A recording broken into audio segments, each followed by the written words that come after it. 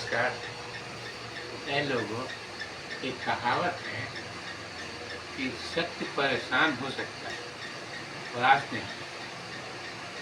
तो कहने और सुनने में तो अच्छा लगता है, लेकिन इस दौर में एक ऐसी शक्ति उत्पन्न हो चुकी है, धर्म विरोधी, मानवता विरोधी, धर्म, मानवता और देशद्रोही, जो इस कहावत को झूठा बनाते हैं।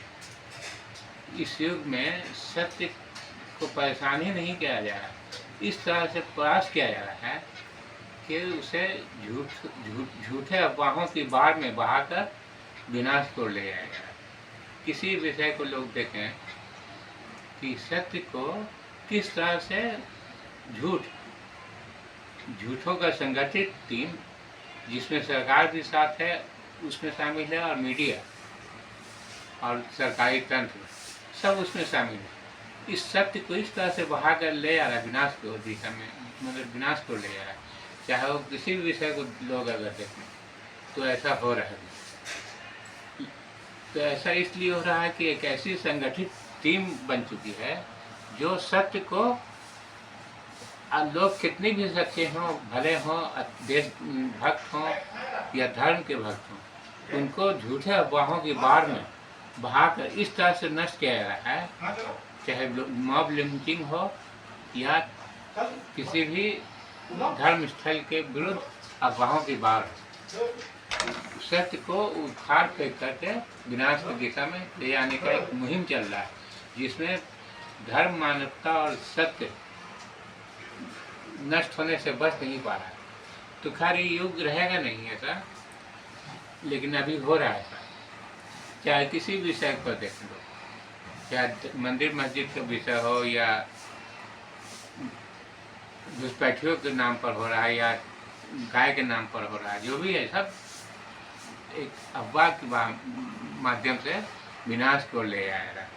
तो ऐसा इसलिए हो रहा है कि एक संगठित शक्ति है, रोमन कैथोलिक चर्च, पोप का ईसाई धर्म संस्थान, एक ऐसा मिशन चला रहा है जो झूठ के माध्यम से सत्य को प्रयास करके उनके देश पर, उनके संपत्ति पर हावी होना चाह रहा है, उनके देश का शासक बनना चाह रहा है।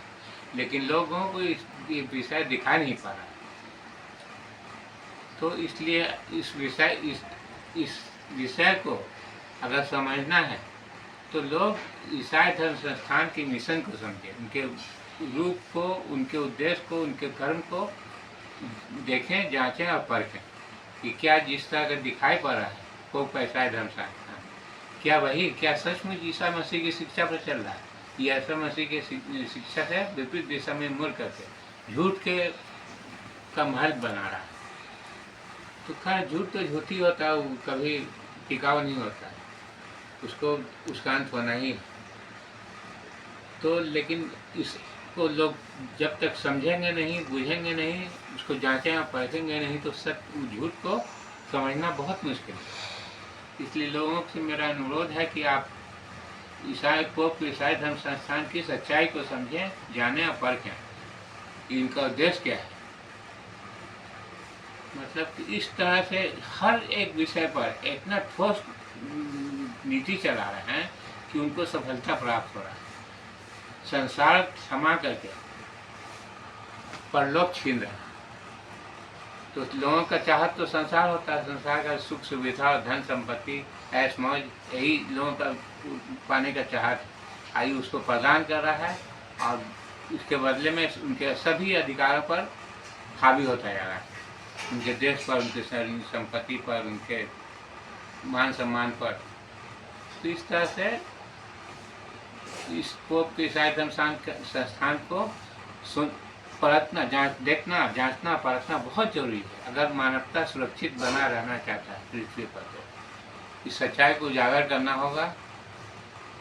हमने अपना जीवन खो दिया है इस सच्चाई को परखने के लिए, तो अब हम चाहते हैं कि उनकी सच्चाई को दुनिया के सामने लाएं, लोग अपनी आंखों से उसको देख करके अपनी सुरक्षा का व्यवस्था बनाएं। इसलिए इस विषय को जानना, समझना बहुत जरूरी है कि हर एक पहलू पर, चाहे वो चंगाई सभा हो, पोप के ईसाई धर्म संस्थान में ऐसा कोई भी गुण नहीं है जो कोई भी एक व्यक्ति उससे जुड़कर बना रहे, सिवाय झूठ और अफवाहों के और संसार प्रेम का भूख बढ़ाने को। यही एक मतलब कि जो लोग चंगाई स्वभाव में जाते हैं, हर एक व्यक्ति बीमार होता है, कुछ ना कुछ हर एक व्यक्ति को कष्ट होता है। किसी का पैर दर्द कर रहा है, किसी का पेट दर्द कर रहा है, किसी के सर में दर्द है। तो चंगाई सभा के माध्यम से ये लोगों को अपनी ओर आकर्षित कर रहे हैं और उसके बदले में उनका धर्म, भाषा, संस्कार, सभ्यता सब छीन करके उनको अंग्रेजी ईसाईवाद के माध्यम से उनके धन संपत्ति और उनके देश पर अपना शासन स्थापित करने का मिशन चला रहे हैं। इसलिए इस विषय को समझना होगा कि क्या वास्तव में ईसाई धर्म संस्थान है या राजनीतिक संस्थान है। जो धर्म, मानवता और संसार और मानव जाति का सबसे बड़ा शत्रु है। इस सच्चाई को लोगों को समझना ही होगा। जितना जल्दी समझ जाए उनके लिए अच्छा होगा। हमारा काम है सिर्फ बताना, लोग जागे ना जागे। ठीक है, मेरा नाम मोहम्मद अब्दुल रहमान हुआ। फिर कभी।